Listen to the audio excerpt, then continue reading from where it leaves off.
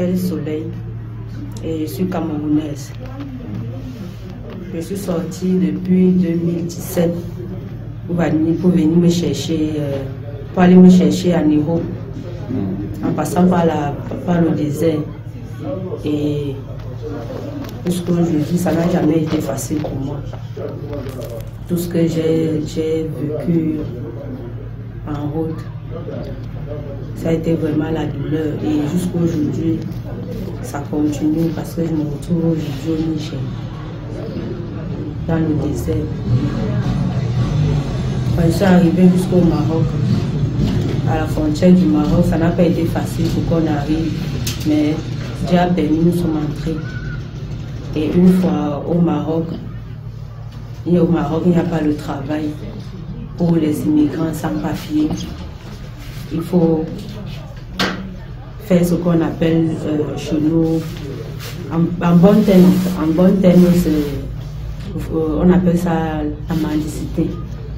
Donc j'ai fait dans la mendicité pour pouvoir avoir mon pain quotidien. Ça n'a pas été facile.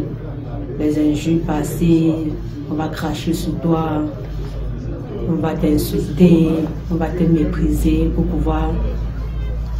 que la personne puisse te donner même ne serait-ce qu'un dirham pour pouvoir acheter le pain et manger.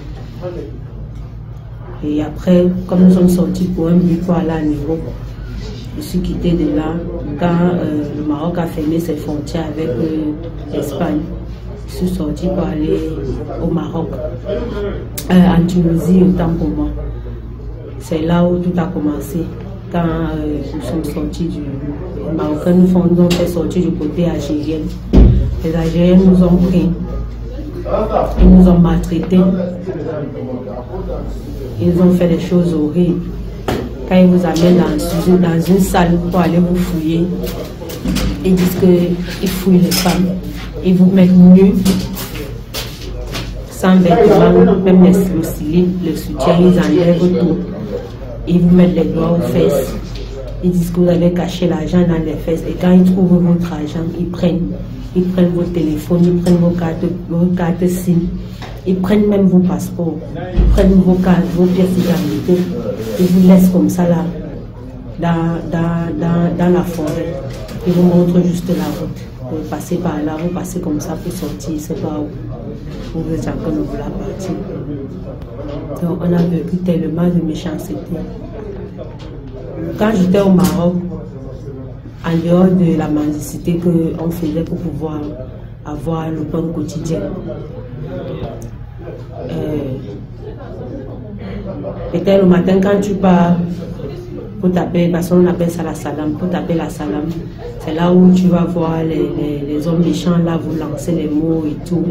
Mais on n'avait pas de problème en ce qui concerne le refoulement ou quoi que ce soit, on n'avait pas de problème à cela. C'est un peu ça. Nous sommes arrivés, je suis arrivée en Tunisie. Quand j'arrive en Tunisie, c'est pareil. C'est pareil. La méchanceté, on vous arrête, on va vous jeter au désert. Et j'ai perdu une amie même au désert parce qu'elle était tellement fatiguée, il n'y avait pas de l'eau pour boire. Elle est morte. On est obligé de lui laisser là-bas. Et c'est grâce à Dieu si moi particulièrement je suis vivant. C'est grâce à Dieu parce que ça n'a jamais été facile avec la méchanceté que les pays arabes, je ne peux pas appeler ça comme ça, les pays arabes nous font subir tout le long de notre aventure. Ils vous violent.